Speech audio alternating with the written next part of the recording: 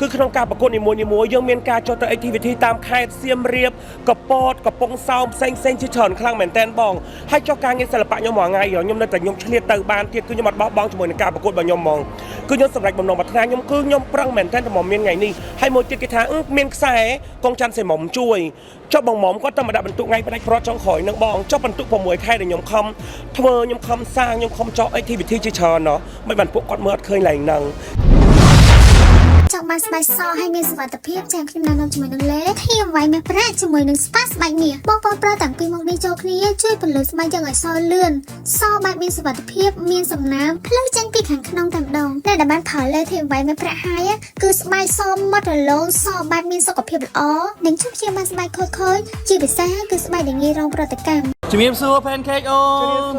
នអបអរសាទរដែលបានជាប់ចំណាត់ថ្នាក់ជ័យលាភីរបស់ Miss Queen Cambodia ឆ្នាំ2025ចាបងក្រោយតែជាប់បានថ្ងៃនេះគឺផ្ទុះ viral ពេញ Facebook តែម្ដងចាផ្ទុះមែនតែម្ដងហ៊ានមើល Facebook ឯងបងចាដោយសារផ្ទុះពេកសម័យតែខមមិនក៏ហ៊ានមើលដែរមូលហេតុយើងមានទាំងអ្នក bully មានទាំងអ្នកស្រឡាញ់បងអញ្ចឹងតាំងក៏ប៉ុន្តែខ្ញុំទទួលយកបានធម្មតាប៉ុន្តែគ្រាន់តែថាខ្ញុំអត់ចង់មានរឿងអីច្រើនហើយក៏ខ្ញុំអត់ចង់ចូលមើលអីច្រើនអញ្ចឹងណាបងខ្លាចយើងមានជាមួយនឹងបញ្ហាសតិអារម្មណ៍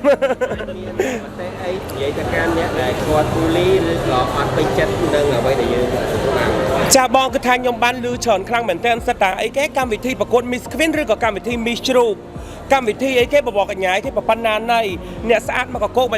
ិនព្រមឲ្យជាប់តើឲ្យអីគេអ្នកថតប្រប៉ុណ្ណាណៃនឹងមកជាប់ចុះតាគាត់មានបានដឹងពីសមត្ថភាពរបស់ខ្ញុំអត់គាត់មានដឹងពីការខិតខំប្រឹងប្រែងរបស់ខ្ញុំអត់ពេលខ្លះខ្ញុំអត់ស្អាតខ្ញុំអត់ perfect សម្រាប់គាត់ទេប៉ុន្តែសួរថា6ខែនឹងគាត់បានមកចូលរួមដូចខ្ញុំអត់គាត់បានចូលរួមគ្រប់ activity ដូចខ្ញុំអត់គាត់បានចូលទៅគ្រប់ជាមួយនឹងការចោះចែកអំណោយធ្វើសប្បុរសធម៌ជាច្រើនដូចខ្ញុំអត់គឺខ្ញុំគ្រប់កលៈទេសៈបងមិនថា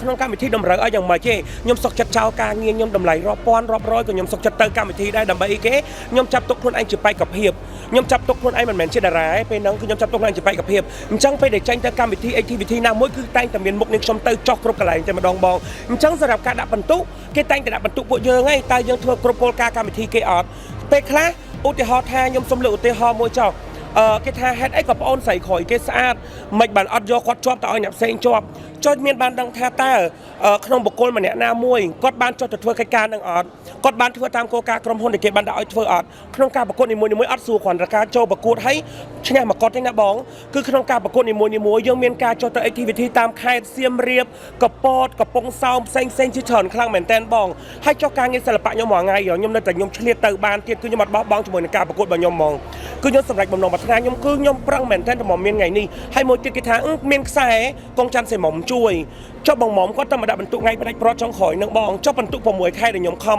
ធ្វើខ្ញុំខំសាងខ្ញុំខំចោល activity ជាច្រើនណោះមិនបានពួកគាត់មើលអត់ឃើញឡើងហ្នឹងអញ្ចឹងខ្ញុំចង់ឲ្យពួកគាត់ទៅស្រឡាញ់ឲ្យស្វែងយល់វិញក្នុងបុគ្គលម្នាក់មុននឹងគេស្រឡាញ់ឃើញថាម្នាក់ហ្នឹងតើគួរជាប់អត់ឬក៏មិនអត់គេមើលនឹងការឆ្លើយសំណួរ1 2តើខ្ញុំចោះគ្រប់ activity ទាំងអស់ខ្ញុំធ្វើតាមគោលការណ៍របស់ក្រុមហ៊ុនអត់ចាបងឃើញខ្លួនឯងយ៉ាងប្លែក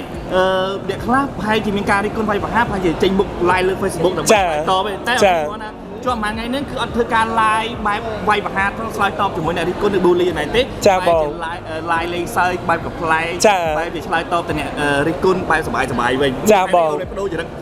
ផ្លែមែនឡើយអត់ផ្លាស់ប្ដូរចរិតអីច្រើនទេបងដោយសារខ្ញុំមានអារម្មណ៍ថាខ្ញុំពិតជាស័ក្តិសមជាប់ជាមួយនឹងកម្មវិធីមួយនេះអញ្ចឹងខ្ញុំអត់ខ្វល់នឹងពាក្យសម្ដីរបស់ពួកគាត់ទេបើសិនជាគាត់នៅតែ bully អ្នកធាត់ជាប់បបកញ្ញាចុះអ្នកធាត់នៅក្នុងប្រទេសកម្ពុជាយើងប្រជាជនប្រមាណលានអ្នកបងអ្នកធាត់ស្រុកខ្មែរប្រមាណអ្នកអញ្ចឹងសម្រាប់អ្នកធាត់អត់មានសិទ្ធិធ្វើការងារអត់មានសិទ្ធិធ្វើជាបបកញ្ញាអត់មានសិទ្ធិធ្វើការងារក្នុងសង្គមទេត្រូវទេបងអ្នកធាត់មានបែបផែនស្អាតរៀងខ្លួនអ្នកធាត់ផ្សេងគេស្អាតបែបគេខ្ញុំស្អាតបែបខ្ញុំអ្នកស្គមគេស្អាតបែបគេខ្ញុំស្អាតបែបខ្ញុំអញ្ចឹងខ្ញុំតែងតែចាត់ទុកខ្ញុំគឺជាផ្កាជ័រខ្ញុំអត់ចាប់ទុកខ្ញុំគឺជាផ្កាដែលស្រស់ផ្កាដែលរីកផ្កាកលាបដែលពិតប្រាកដនេះគឺខ្ញុំជាផ្កាជ័របងត្រូវចាំថាផ្កាជ័រយើងប្រឡាក់ដីឈូសដីហុយធូលីមកប៉ះយើងអាចលាងទឹកចេញគឺយើងស្អាតវិញធម្មតាប៉ុន្តែបើយើងជាផ្កាកលាបឈូសដីរោយសពូនទុកចោលអត់ស្រោចទឹករលួយខ្ទេចអញ្ចឹងនាងខ្ញុំតែងតែចាប់ទុកនាងខ្ញុំគឺជាផ្កាជ័រអូនថ្មីទៀតពីអូនឯងចាបងចង់ដឹងដែរដោយសារតែយើងនឹងត្រៀមតំណាងខ្លួនខ្លាយទៅជាបេក្ខភាពដែលតំណាងអន្តរកម្មចាបងថាតើអ្វីដែលជាទំនុកចិត្តរបស់ខ្លួនឯងហើយអ្វីដែលជាចំណុចខ្វះខាតដែលយើងនឹងត្រៀមដកខាត់កែលម្អចាបងសម្រាប់ចំណុចខ្វះខាតរបស់ខ្ញុំភាគច្រើនគឺតែភាសាឯងបងប៉ុន្តែបើសិនជាសម្លៀកបំពាក់ការធ្វើខ្លួនឬក៏ការចោះទៅនីមួយខ្ញុំសូមអត់ចាញ់គេ ធាត់ប៉ាត់មែនប៉ុន្តែបងឃើញស្រាប់ហើយការធ្វើខ្លួនខ្ញុំនីមួយៗគឺខ្ញុំអត់ឲ្យចាញ់គេហ្មងដូចជាប្រកួតនៅក្នុងរាជធានីភ្នំពេញយើងអញ្ចឹងក្នុង activity នីមួយៗសម្លៀកបំពាក់របស់ខ្ញុំអត់ដែរជាន់គ្នាបងគឺខ្ញុំដកគ្រប់ឈុតតែម្ដងដោយសារអីគេនេះជាការប្រកួតគេស្រឡឹងមើលតាមពីសម្លៀកបំពាក់របស់យើងរូបរាងការធ្វើខ្លួនអត្តចរិត credit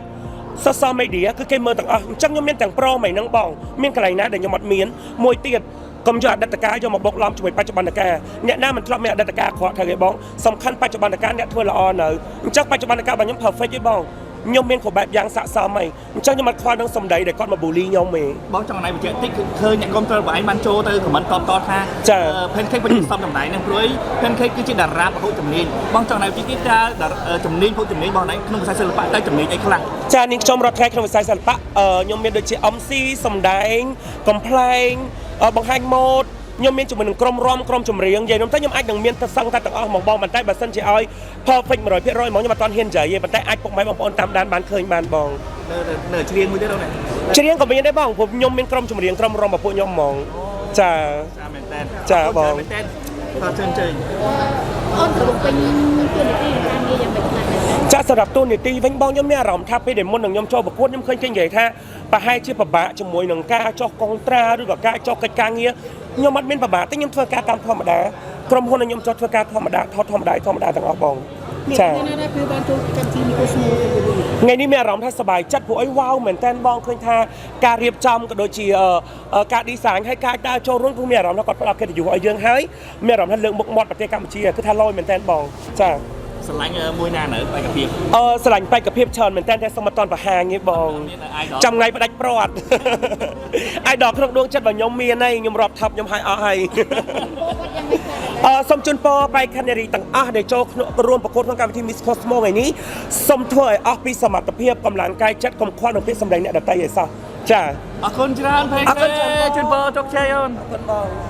SBC 369 website min game សប្បាយច្រើនបើមន់ជុលបៀបាការ៉ាត់បើ account ទទួលបាន 5% ធានានៅសុវត្ថិភាពខ្ពស់ 100%